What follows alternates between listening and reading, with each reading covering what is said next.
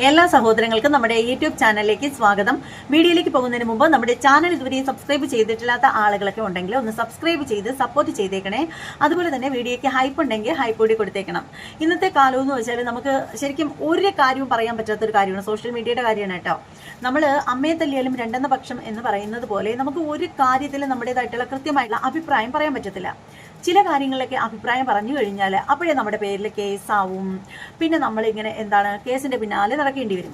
പിന്നീട് മറ്റൊരു കാര്യത്തിൽ മറ്റൊരു രീതി പറഞ്ഞു കഴിഞ്ഞാൽ നമ്മുടെ അഭിപ്രായം നമ്മൾ പറഞ്ഞു കഴിഞ്ഞാൽ കമൻറ്റ് ബോക്സിൽ വന്നിട്ട് പൂര തെറി വിളിക്കും. ഇതാണിപ്പോൾ നടന്നുകൊണ്ടിരിക്കുന്നത്. ഇപ്പം നടിയെ ആക്രമിച്ച കേസിൻ്റെ ആ ഒരു വിഷയം തന്നെ എടുത്തു കഴിഞ്ഞാൽ അതിൽ നമ്മൾ ഈ പറയുന്ന ദിലീപിനൊപ്പം നിൽക്കുന്ന ആളുകളാണെങ്കിൽ ഈ പറയുന്ന അതിജീവിതയുടെ ആളുകൾ വന്നിട്ട് തെറി വിളിക്കും. അതുപോലെ തന്നെ അതിജീവിതയ്ക്കൊപ്പം നിൽക്കുന്ന ആളുകളെ ഈ പറയുന്ന പേട്ടൻ്റെ ഫാൻസ് വന്നിട്ട് തെറി വിളിക്കും. ഇതാണിപ്പോൾ ഇവിടെ നടന്നുകൊണ്ടേയിരിക്കുന്നത്. ഈ ഒരു വിഷയത്തെക്കുറിച്ച് ആരും ചർച്ച ചെയ്യാതെ ഇരുന്ന് കഴിഞ്ഞാൽ എല്ലാവർക്കും ശുഭം, ആർക്കും ഒരു വിഷയമില്ല. പക്ഷേ ചർച്ച ചെയ്യുന്നവരുടെ നാവിനെ അടപ്പിക്കാൻ വേണ്ടിയിട്ടാണ് വളരെ മ്ലേച്ഛമായ രീതിയിൽ ആരാണോ നടിയെ ആക്രമിച്ച കേസിനെ പറ്റിയിട്ട് നടിക്ക് അനുകൂലമായ രീതിയിൽ സംസാരിക്കുന്നത് അവരുടെ നാവിനെ തളർത്തിക്കളയാൻ വേണ്ടിയിട്ട് അവരുടെ കമൻറ്റ് ബോക്സിൽ വന്നിട്ട് പൂരത്തെറി വിളിക്കുക, തന്തയ്ക്ക് വിളിക്കുക, തള്ളയ്ക്ക് വിളിക്കുക, ഡാഷ് മോളെ എന്ന് വിളിക്കുക, ഡാഷ് മോനെ എന്ന് വിളിക്കുക. അതുപോലെ തന്നെ അങ്ങേയറ്റം എന്തൊക്കെ പറയാൻ പറ്റുമോ പോടി പോടാ എന്ന് വേണ്ട സകലമാന കച്ചറകളും എഴുതിയിടുക. അപ്പോൾ ഇതിൽ നിന്ന് മനസ്സിലാക്കേണ്ട ഒരു കാര്യമെന്ന് വെച്ചാൽ ഈ ഒരു പേട്ടൻ്റെ ഫാൻസിന് ഇത്ര മാത്രമുള്ള വിവരമേ ഉള്ളൂ എങ്കിൽ ആ പേട്ടൻ എത്ര വിവരം ഉണ്ടായിരിക്കും എന്ന് പറയാതിരിക്കാൻ നിവർത്തിയില്ല.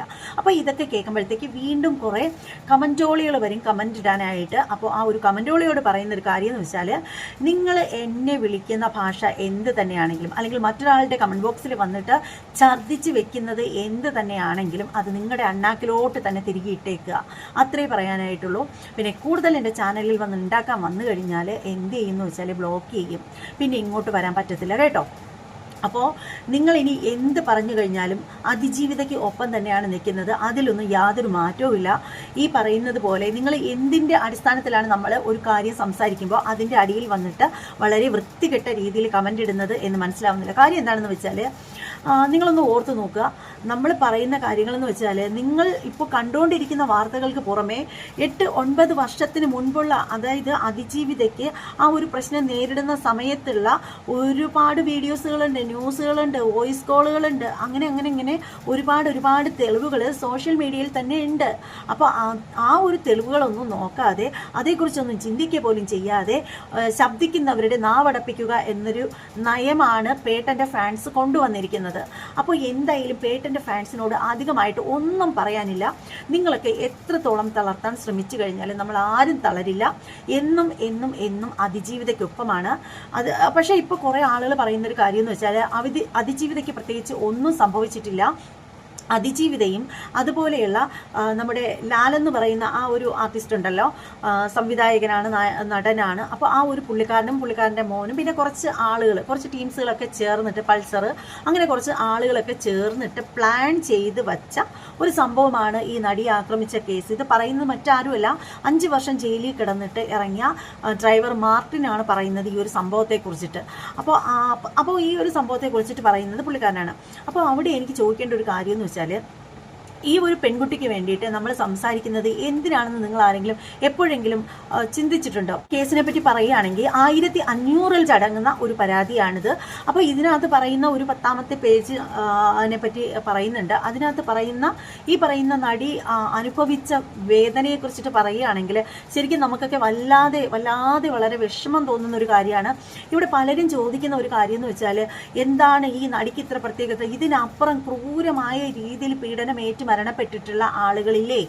ഒരുപാട് ക്രൂര ബലാത്സംഗത്തിന് ഇരയായ, കൂട്ട ബലാത്സംഗത്തിന് ഇരയായ കുട്ടികളില്ലേ? നിങ്ങളൊക്കെ എന്തുകൊണ്ട് അവർക്കൊക്കെ വേണ്ടിയിട്ട് സംസാരിക്കുന്നില്ല?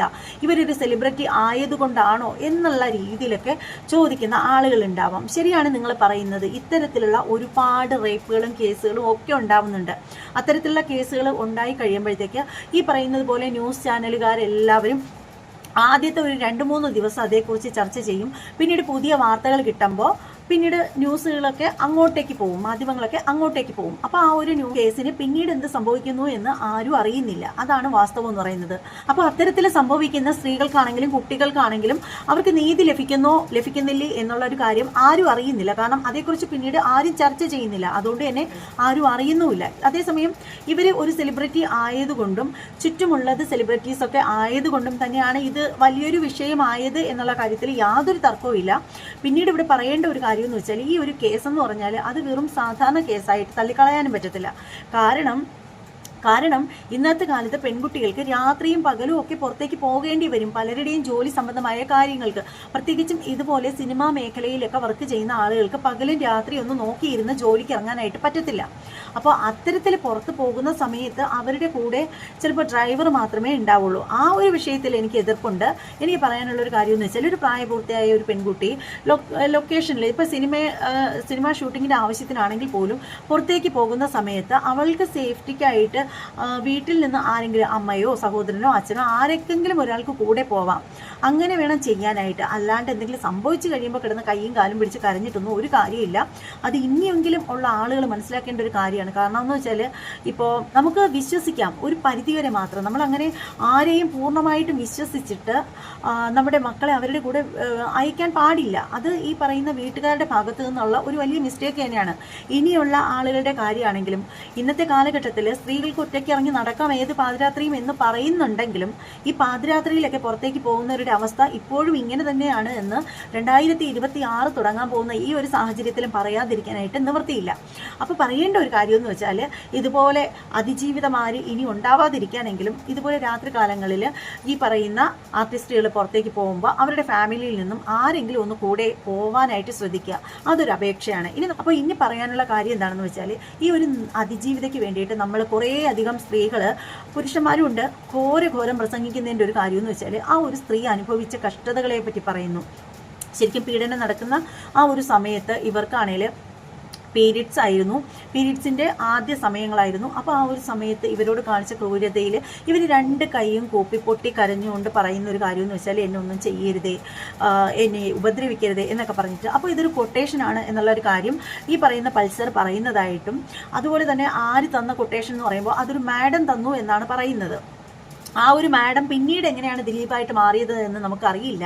അവിടെ ഈ പറയുന്ന ബാലചന്ദ്രകുമാർ പറഞ്ഞിട്ടുള്ള അയാളുടെ സംസാരത്തിലും അയാൾ പറഞ്ഞിട്ടുള്ളൊരു കാര്യം എന്ന് വെച്ചാൽ, ഒരു മാഡമാണ് എന്നുള്ളതാണ് പറയുന്നുണ്ടായിരുന്നത്. അപ്പോൾ ആ ഒരു മാഡം പിന്നീട് എങ്ങനെ ദിലീപ് എന്ന ഒരു വ്യക്തിയിലേക്ക് എത്തി എന്ന് മനസ്സിലാവുന്നില്ല. എനിക്ക് തോന്നുന്നു അത് ഈ പറയുന്ന നമ്മുടെ മഞ്ജു വാര്യർ ഇതൊരു ക്രിമിനൽ ഗൂഢാലോചനയാണ് എന്നുള്ളൊരു വാക്ക് പറഞ്ഞപ്പോഴാണ് അത് ദിലീപിലേക്ക് എത്തിയത് എന്നാണ് പലരും പറയുന്നത്. അവിടെ എനിക്ക് ചോദിക്കേണ്ട കാര്യം എന്ന് വെച്ചാൽ, ഒരു ക്രിമിനൽ ഗൂഢാലോചന എന്ന് പറഞ്ഞാൽ അതിനർത്ഥം ദിലീപിലേക്ക് വരേണ്ട കാര്യം എന്താണെന്ന് മനസ്സിലാവുന്നില്ല. ഒരു ക്രിമിനൽ ഗൂഢാലോചന എന്ന് പറഞ്ഞ ഉടനെ അത് നേരെ ദിലീപിലേക്ക് വരേണ്ട ആ ഒരു സാഹചര്യം എന്താണെന്ന് മനസ്സിലാവുന്നില്ല. അത്രയ്ക്ക് ക്രിമിനലാണോ ദിലീപിലേക്ക് തന്നെ വരാനായിട്ട്? ഇപ്പോൾ ദിലീപിൻ്റെ പേരിൽ ഒരു കേസ് വന്നത് ഇപ്പോഴാണ്, നേരത്തെ അങ്ങനെയൊന്നും വന്നതായിട്ട് നമുക്കറിയില്ല. അപ്പോൾ പിന്നെ ക്രിമിനൽ ഗൂഢാലോചന എന്നൊരു സംഭവം വരുമ്പോൾ നേരെ ദിലീപിലേക്ക് എത്തുന്നത് എന്തുകൊണ്ടാണെന്ന് മനസ്സിലാവുന്നില്ല. കുട്ടി ഇരു കൈയും കൂപ്പിക്കൊണ്ട് പറഞ്ഞൊരു കാര്യം എന്ന് വെച്ചാൽ, ആര് തന്ന കൊട്ടേഷൻ ആണെങ്കിലും അതേപോലെ പൈസ ഞാൻ നിങ്ങൾക്ക് തിരികെ തരാം, ഞാൻ തരാം നിങ്ങൾക്ക് എത്ര രൂപ വേണമെങ്കിലും, എന്നെ ഒന്നും ചെയ്യരുതേ, എന്നെ നിങ്ങൾ ഈ ക്ഷണം നിങ്ങൾ കൊന്നു കളഞ്ഞോളൂ, അല്ലെങ്കിൽ നിങ്ങൾ ഈ ക്ഷണം എന്നെ ഈ ഒരു വാഹനത്തിൽ നിന്നും ചവിട്ടി പുറത്തേക്ക് എറിഞ്ഞോളൂ, ഒരു പ്രശ്നവുമില്ല, എൻ്റെ മാനത്തെ കവർന്നെടുക്കരുതേ, എനിക്ക് പീരീഡ്സ് ആണ് എന്നൊക്കെ പറഞ്ഞിട്ട് 2 കൈയും കൂപ്പി കരയുന്ന ഒരു സ്ത്രീയുടെ അവസ്ഥ എത്ര ദയനീയമാണെന്ന് നിങ്ങളൊന്ന് ആലോചിച്ച് നോക്കൂ. ആ ഒരു പൾസർ സുനി എന്ന് പറയുന്ന ആ ഒരു നരാധമൻ ആ ഒരു സ്ത്രീയോട് ചെയ്ത ആ ക്രൂരത എത്രത്തോളം ഭീകരമാണ് എന്നുള്ള കാര്യം ഹൃദയമുള്ള ആളുകൾക്ക് മനസ്സിലാവും. പിന്നീട് പറയേണ്ട മറ്റൊരു കാര്യം എന്ന് വെച്ചാൽ, ഇവിടെ പലരും പറയുന്നൊരു കാര്യം എന്ന് വെച്ചാൽ, ആ സ്ത്രീക്ക് പീരീഡ്സ് അല്ലായിരുന്നു, പിന്നെ എങ്ങനെ ആ സ്ത്രീയെ പീഡിപ്പിച്ചു, അവരുടെ ശരീരത്തിൽ നിന്നും എന്തെങ്കിലും കണ്ടെത്തിയോ? ചിലർ പറയുന്നതെന്ന് പറഞ്ഞാൽ വളരെ കള്ളി വാക്കുകൾ കൊണ്ട് അവരെ നാണം കെടുത്തുന്ന തരത്തിൽ പറയുന്ന വാക്കുകളെന്ന് പറഞ്ഞാൽ, ആ ഒരു സ്ത്രീയുടെ ശരീരത്തിൽ നിന്നും ആ ഒരു സമയത്ത് ശേഖരിച്ച ആ ഒരു സംഭവത്തിലെന്ന് പറഞ്ഞാൽ, അതായത് ദേഹപരിശോധന നടത്തിയപ്പോൾ കിട്ടിയത് ബ്ലഡ് ആയിരിക്കും, മറ്റൊന്നും കിട്ടിക്കാണില്ല എന്ന് പറയുന്ന വൃത്തികെട്ട മനുഷ്യരുണ്ട്. അപ്പോൾ ആ ഒരു വൃത്തികെട്ട മനുഷ്യരോട് പറയാനുള്ള ഒരു കാര്യം എന്ന് വെച്ചാൽ, ആ ഒരു സ്ത്രീയുടെ ആ ഒരു സമയത്ത് ഉപയോഗിച്ച വസ്ത്രങ്ങളും എല്ലാം ഇതുപോലെ തന്നെ ഫോറൻസിക് പരിശോധനയ്ക്കൊക്കെ അയച്ചിട്ടുണ്ടായിരുന്നു. അതിൻ്റെ ഫലത്തിൽ നിന്ന് തന്നെ ഇവന്മാരുടെയൊക്കെ ശരീരത്തിൽ നിന്ന് വന്ന സ്രവങ്ങളൊക്കെ ഉണ്ടായിരുന്നു എന്നുള്ള കാര്യം വളരെ ക്ലിയർ ആയിട്ട് പറയുന്നുണ്ട്. പിന്നീടുള്ളൊരു കാര്യമെന്ന് വെച്ചാൽ, ഇവർക്ക് ഇങ്ങനെ പീഡനം നടന്നിട്ടില്ല എന്ന് പറയുന്ന ആളുകളോട് ചോദിക്കാനുള്ള ഒരു കാര്യമെന്ന് വെച്ചാൽ, അങ്ങനെയാണെങ്കിൽ ഈ പറയുന്ന ശരീരത്തിൽ നിന്നും ഈ ഒരു സ്ത്രീയുടെ വസ്ത്രത്തിൽ നിന്നും ഒക്കെ ലഭിച്ച ആ ഒരു സെമൻ എന്ന് പറയുന്നത് അവർ മറ്റാരുടേതെങ്കിലും ഒരു കുപ്പിയിലാക്കി കൊണ്ടുവന്ന് ദേഹത്തിൽ ഒഴിച്ചതാണോ എന്നുള്ളൊരു ചോദ്യം ബാക്കി നിൽക്കുകയാണ്. ചോദിക്കാതിരിക്കാൻ യാതൊരു നിവൃത്തിയില്ല. അപ്പോൾ ഇത്തരത്തിൽ വളരെ മൃഗീയമായിട്ട് ഉള്ള ഒരു പീഡനത്തിന് ഇരയായ ഒരു കുട്ടിക്ക് നീതി കിട്ടണമെന്ന് ആഗ്രഹിക്കുന്നതിൽ എന്താണ് തെറ്റെന്ന് മനസ്സിലാവുന്നില്ല. ഇതിനു വേണ്ടിയിട്ട് ഘോരം പ്രസംഗിക്കുന്ന ആളുകളെയൊക്കെ നിങ്ങൾ തെറി വിളിച്ചും ബാഡ് കമൻ്റ് ഇട്ടും നിങ്ങൾ അധിക്ഷേപിച്ചും തളർത്താൻ ശ്രമിക്കുന്നതും എന്തിൻ്റെ അടിസ്ഥാനത്തിലാണെന്ന് മനസ്സിലാവുന്നില്ല. നമുക്ക് ആരാധന തോന്നാം, നമുക്ക് ഇപ്പോൾ സെലിബ്രിറ്റീസിനോടൊക്കെ എല്ലാവർക്കും ആരാധന തോന്നാം. ഈ പറയുന്ന ജനപ്രിയനാണെങ്കിൽ ഒരു സമയത്ത് എല്ലാവരും ഇഷ്ടപ്പെട്ടിരുന്ന ആളാണ്. ഇപ്പോൾ ഇന്നത്തെ കാലഘട്ടത്തിൽ എല്ലാവർക്കും താല്പര്യമില്ലെങ്കിൽ പോലും ഒരുപാട് ആളുകൾ അദ്ദേഹത്തെ ഇപ്പോഴും സ്നേഹിക്കുന്നുണ്ട്, ഇല്ലെന്നൊന്നും പറയുന്നില്ല.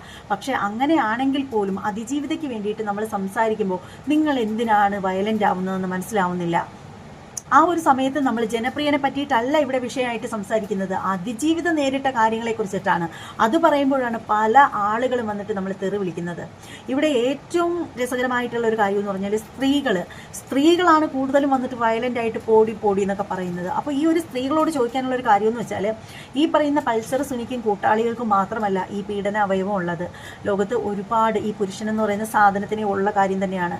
അപ്പോൾ അത്തരത്തിൽ ഉള്ള ഒരു അനുഭവം നിങ്ങൾക്കുണ്ടാവുമ്പോഴും ഇതുപോലെ ഉള്ള ഒരു ആർജവം നിങ്ങൾ കാണിക്കണം എന്ന് മാത്രമേ നിങ്ങളോട് പറയാനുള്ളൂ. പിന്നെ ഒരു കാര്യമെന്ന് വെച്ചാൽ, ഈ ഒരു സ്ത്രീയോട് ചെയ്തൊരു ക്രൂരതയെപ്പറ്റി പറയുന്നൊരു കാര്യമെന്ന് വെച്ചാൽ, ഇവരുടെ മുഖത്തും ശരീരത്തിലേക്കും ഒക്കെ അത്തരത്തിൽ വൃത്തികെട്ട സ്രവങ്ങളൊക്കെ കൊണ്ടുവന്ന് തേക്കുകയും ഒക്കെ ചെയ്തതായിട്ടും അവരുടെ പരാതിയിൽ പറയുന്നുണ്ട്. വളരെ മോശമായിട്ടുള്ള അനുഭവമാണ് ആ ഒരു അതിജീവിതയ്ക്ക് നേരിട്ടത്. അതുകൊണ്ട് തന്നെ നമ്മൾ എന്നെന്നും അതിജീവിതയ്ക്ക് ഒപ്പം തന്നെ നിൽക്കും എന്നുള്ള കാര്യത്തിൽ യാതൊരു തർക്കവും ഇല്ല. ഇനി നമ്മളെ കമൻ്റ് ഇട്ടായാലും എങ്ങനെയാണെങ്കിലും എത്ര തളർത്താൻ ശ്രമിച്ചു കഴിഞ്ഞാലും ഇവർക്ക് നീതി കിട്ടുന്നത് വരെ നമ്മൾ ഇവർക്ക് വേണ്ടി തന്നെ പോരാടും. അപ്പോൾ ഇവിടെ പലരും ചോദിക്കുന്ന ഒരു ചോദ്യം എന്ന് പറഞ്ഞാൽ, 6ഓളം പ്രതികളെ ശിക്ഷിച്ചില്ലേ, പിന്നെ അത് നീതിയല്ലേ എന്ന് ചോദിക്കുന്നവരോട് ചോദിക്കേണ്ട ഒരു ചോദ്യം എന്ന് വെച്ചാൽ, ഈ കൊട്ടേഷൻ കൊടുത്തതാണ്, ഇതൊരു മാഡം കൊടുത്ത കൊട്ടേഷനാണ് എന്ന് പറയുന്നുണ്ടായിരുന്നു. ആദ്യത്തെ മൊഴികളിലൊക്കെ തന്നെ പറയുന്നുണ്ടായിരുന്നു. പക്ഷേ ആ ഒരു കൊട്ടേഷൻ കൊടുത്ത മാഡം ആരാണ് എന്നുള്ളതിന് വ്യക്തതയും കൃത്യതയും വരാത്തിടത്തോളം കാലം നമ്മൾ ഇതേക്കുറിച്ച് ചർച്ച ചെയ്യുക തന്നെ ചെയ്യും. എത്ര തളർത്താൻ ശ്രമിച്ചാലും എത്ര തെറി വിളിച്ചാലും ഇനി എന്തൊക്കെ പറഞ്ഞു കഴിഞ്ഞാലും ഒട്ടും പിന്നോട്ടില്ല എന്നേ പറയാനായിട്ടുള്ളൂ. അപ്പോൾ എന്തായാലും മറ്റൊരു വീഡിയോ ആയിട്ട് കാണാം. അതുവരെ എല്ലാവർക്കും ബൈ.